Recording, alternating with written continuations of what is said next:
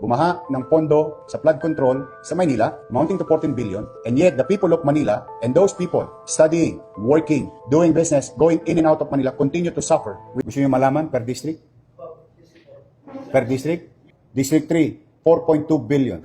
District 6, 2 billion and 60 million. Total of 14 billion, 313 million. This is the flood control project done in the city of Manila 2022, 2023, 2024, and 2025, amounting to more or less 14 billion done in Manila.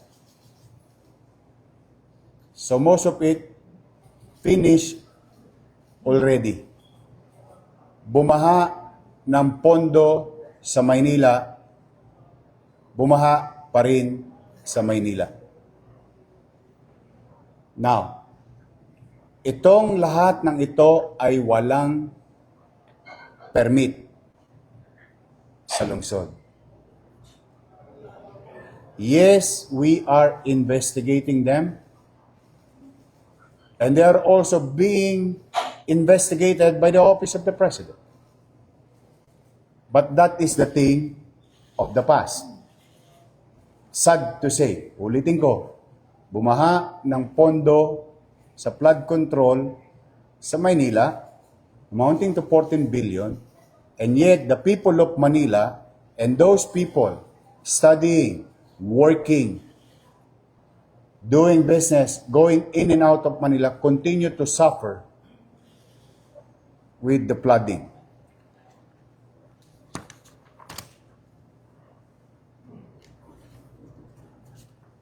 Gusto niyo malaman per district? Per district?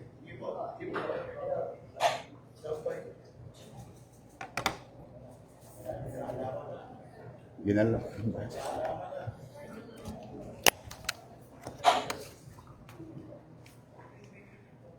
District 1, 3.4 billion. District 2, 2 billion and 59 million. District 3, 4.2 billion. District 4, 1.3 billion.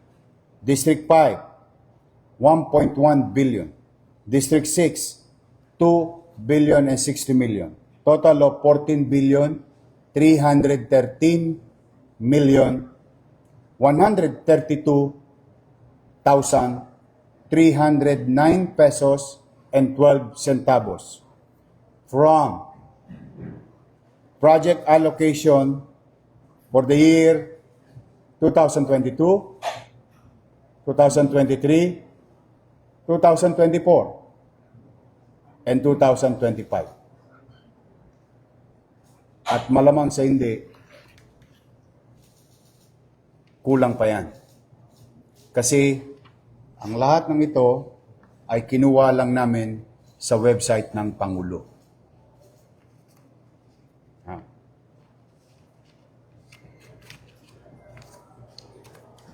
Yun ay nakaraan.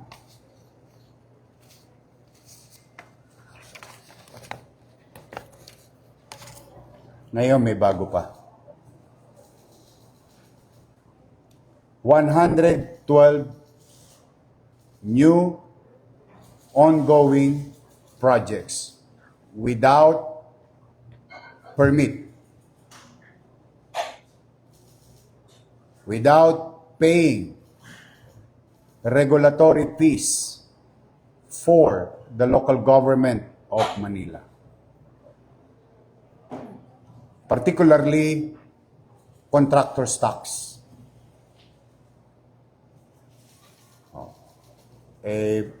Pag ordinaryong tao, nag-a-apply ng demolition permit. Pag ordinaryong taong nagpursigi, nakaipon, papaayos ang bahay, kumukuha ng building permit. And they pay regulatory fees, like what you call contractor's tax under the Manila Tax Ordinance. These are ongoing. We'll send you a copy of this. And yung mga binanggit ni Pangulo na mga kumpanyang paborito, nandito rin. Kayo na ang humusga. Konti-konti lang po to. Random.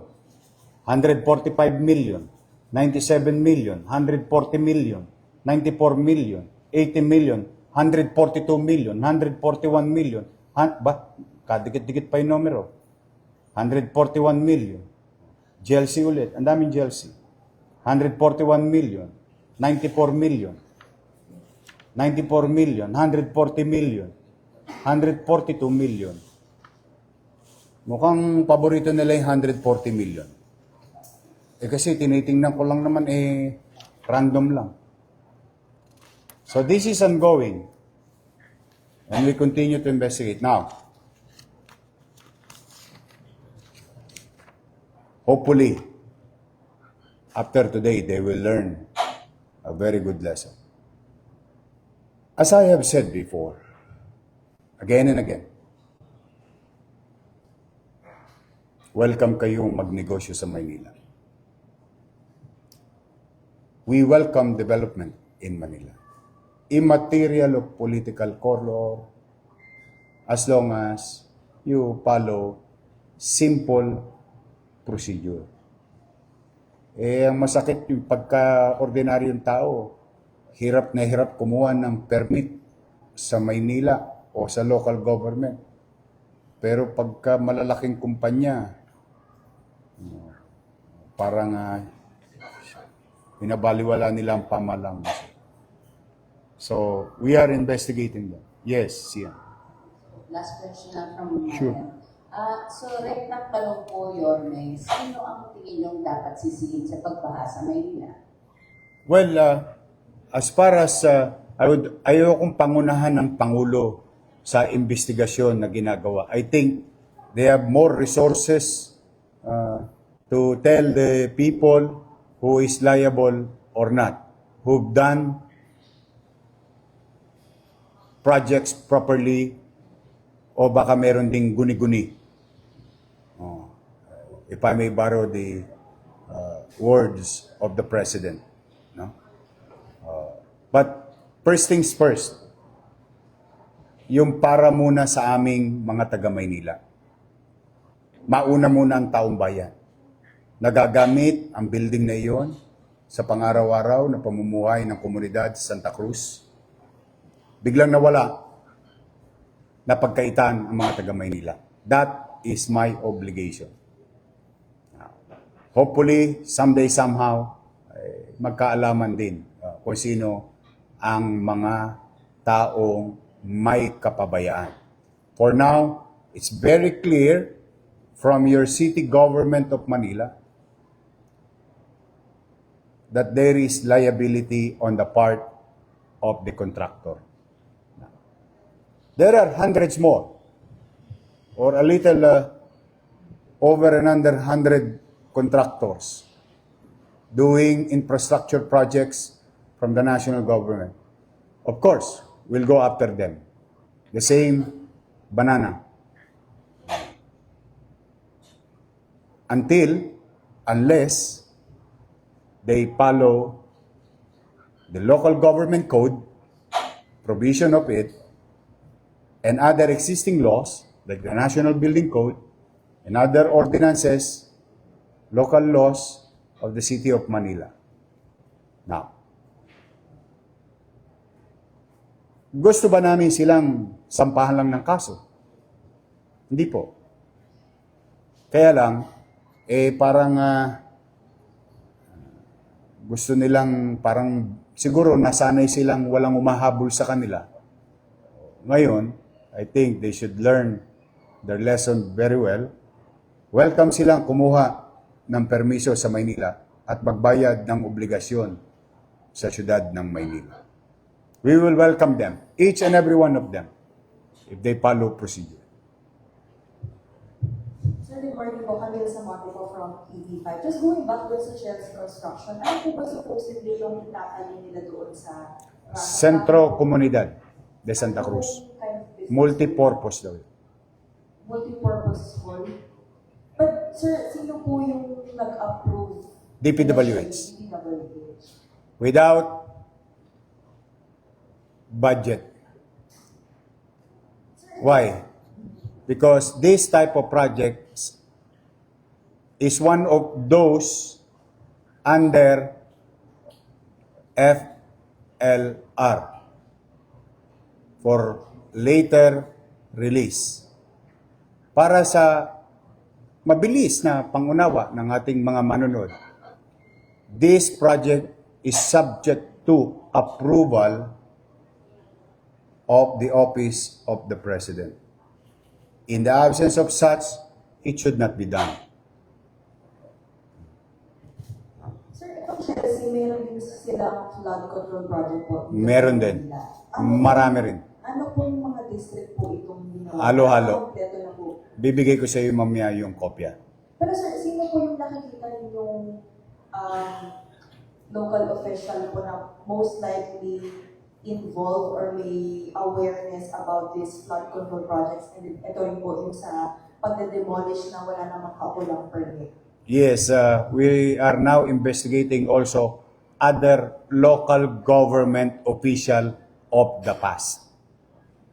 Because it was started May 2022, immediately after the election. I assume July 1. And then sir, dun sa Chelsea, Chelsea. sorry. Dun sa Chelsea, yung kanilang flood control po dito so far in your observation, are they working or hindi sila usable at all? Well, I don't have to be an engineer or kahit sino man taga Maynila, hindi kailangan maging ininyero or mathematician. 14 billion worth of flood control project, o baha pa rin naman. So, isa lang ibig sabihin, hindi effective. Now, again, if I may borrow the words of the President, palpak. Baha pa rin.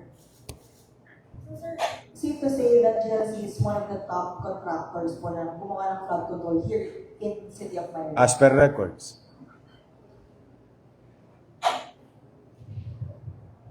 Ed Reyes po sa People's Drive. Ed. Doon sa civil case na isasampay nyo dun sa contractor, mag-claim kayo ng damage. Of course. Magkano? So far, 10 million. Pero, mas gusto kong gawin nila ulit yun. Kung sakaling sila'y mapatunayang may sala. I don't want to be ahead of myself. They are now accused. If they are guilty, then I will let the court decide on the matter. But we have a solid case. We have solid evidences. And it's available, and it will be we will furnish the respective the office of the city prosecutor's office today. Kung sakali po sir na makakuha sila ng permit o magpusili sila kumuha ng permit, maitutuloy ba yung proyekto? We'll cross the bridge when we get there. Any question?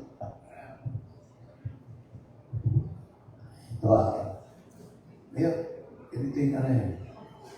But ito lately, ito last week, parang nagkaitin yung bakbakan na ng Joel. Meron bang grounds para humidin na po mag-term na for the sake of Manila? Saka na yun. Political lang yun. Today is what we are after is to fulfill our obligation. Tupdin namin ang aming obligasyon sa taong bayan. Pasilidad ng taong bayan, obligasyon po itong proteksyonan.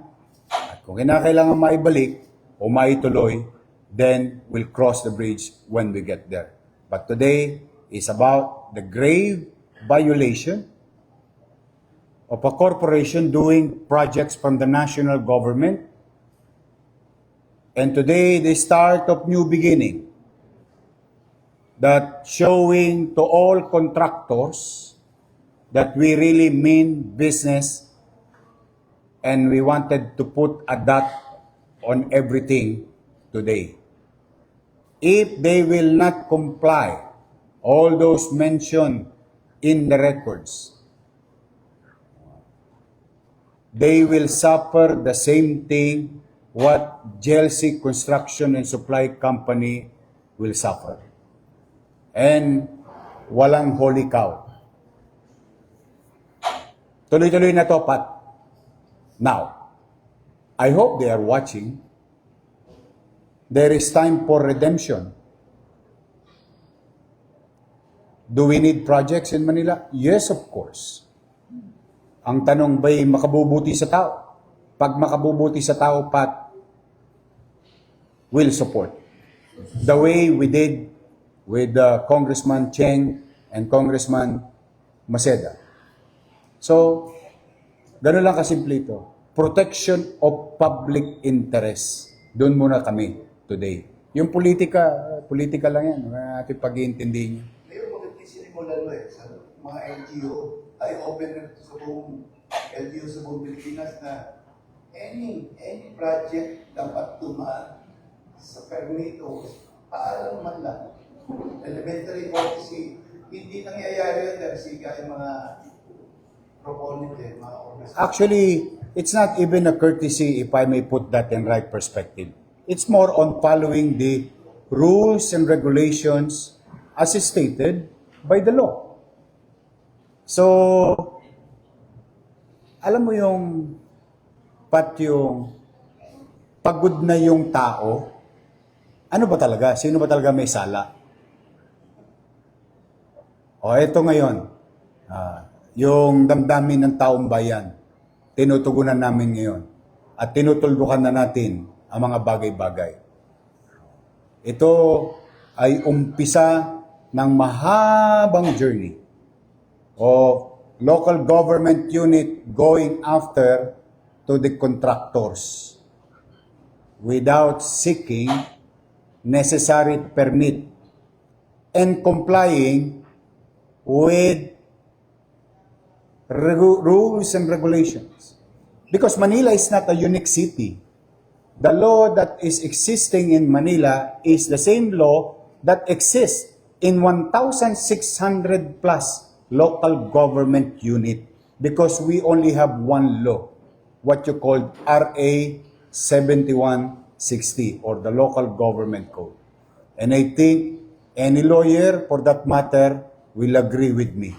So, what is happening to X city, to B city, to Y city is also happening, or laws that existing there is the same law that exists here in the city of Manila.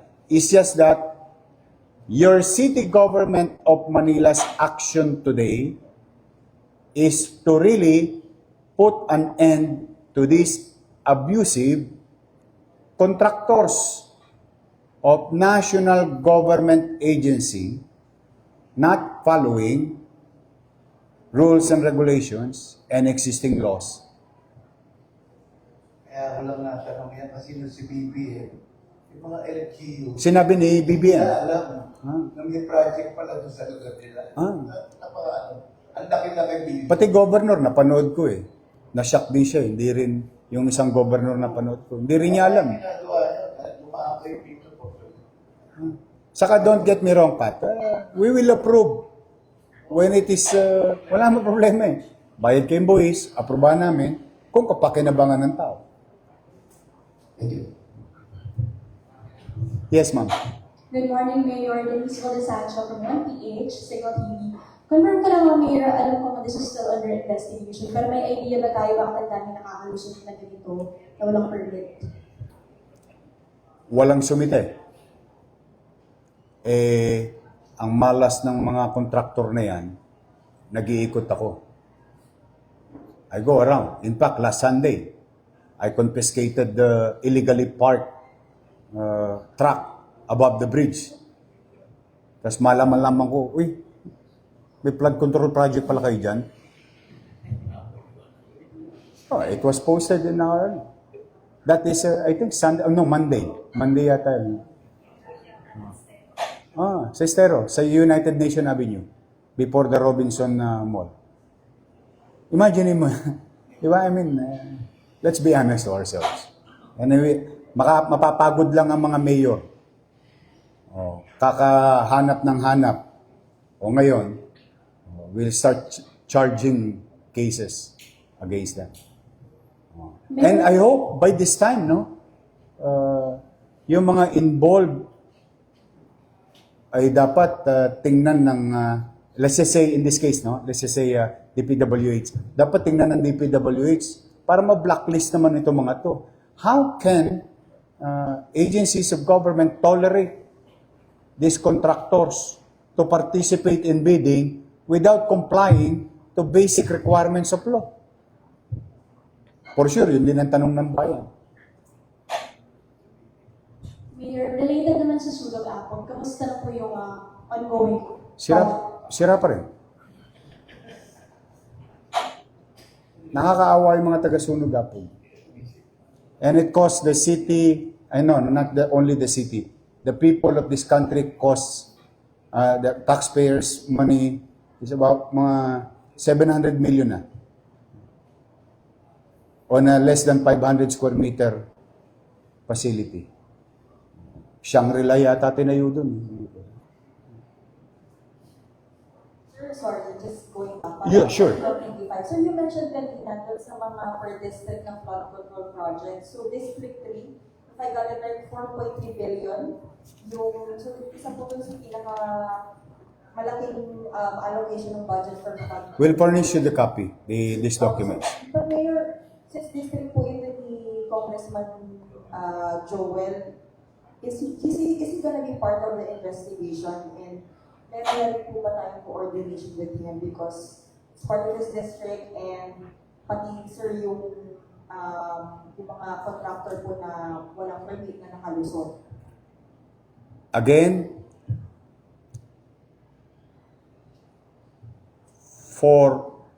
once and for all, this is the right due course as per suggested by our city legal officer, Attorney Lutz. Go after to those directly violated, then later on we'll see if there is somebody else who are involved. Kumbaga sa riding in tandem, nahuli mo yung driver, yung gunman, nakatalon, nahuli mo yung driver, doon matutuntun na natin kung nasaan yung gunman.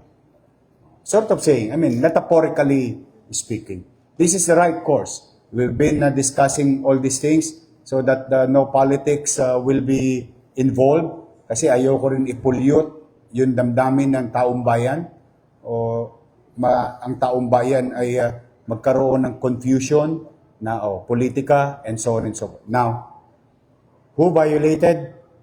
Clear violation, blatant violation, and blatant disregard of the law, rules and regulation should be subject to criminal and civil charges. In this case, yung mga contractor. Yan, saka na sila. We'll see. Again, I'll cross the bridge when I get there. But I told you, no holy cow. Last question. Okay? Last question. Wala Nana? Maraming salamat, guys. Okay, mag-ingat kayo. We'll update you on the proper cases filed today.